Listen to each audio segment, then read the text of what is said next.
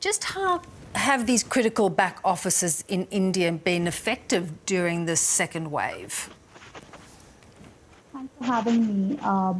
I would just like to say, start by saying that India has had a very tough couple of months with the new mutated version of the virus having impacted the younger demographic this time, the age bracket of 20 to 45, which is largely the working population.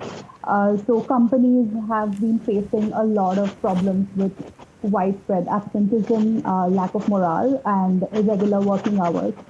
Uh, that being said, as you mentioned, the cases have peaked a couple of weeks ago, about last week, and have been declining sharply over the past couple of weeks.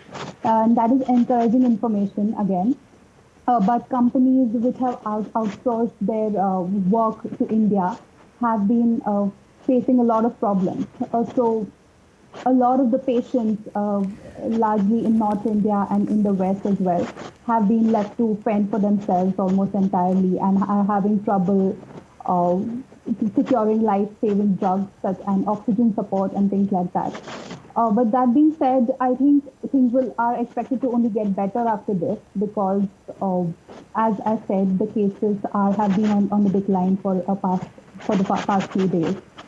So let's talk a little bit about the impact on these foreign operations to a degree. Have the businesses based wherever they are in London, New York, have they been able to support workers who have either been ill or having to been taking care of people who have COVID? Yes. So thanks for that. So I would say that companies abroad have been very effectively managing the situation for their employees in India. So a lot of companies have created data repositories for their employees to help them find the right people to deal with the pandemic over here. As I said, people have been left to find drugs all by themselves because hospitals are unable to support them.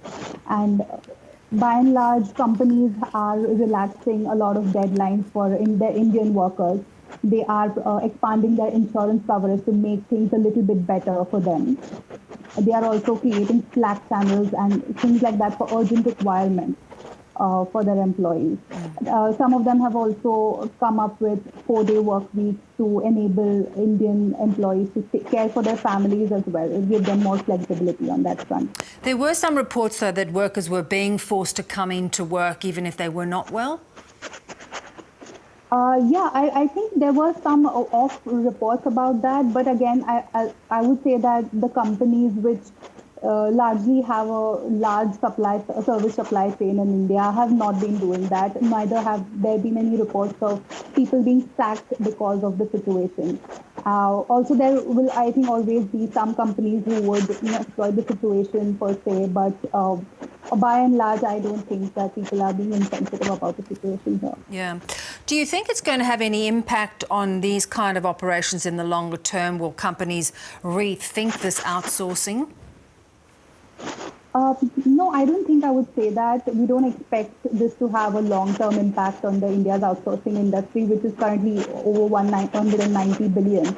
So I would say that in the long term, this is only a bump in the road because it's too large a market not to tap into. And that being said, I think over the past year, India's digital infrastructure has surprised all of us by withstanding the way it has.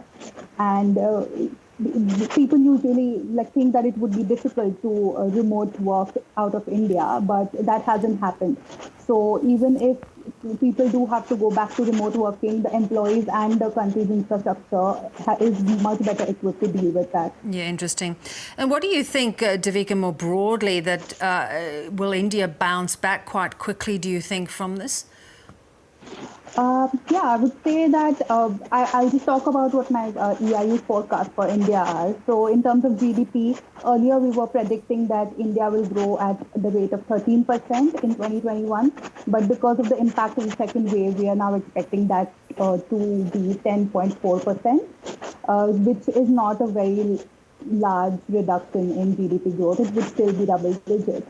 That is primarily because the second wave has had a much larger health impact than an economic impact on the country. Devika, appreciate you joining us. Thanks so much. Thank you.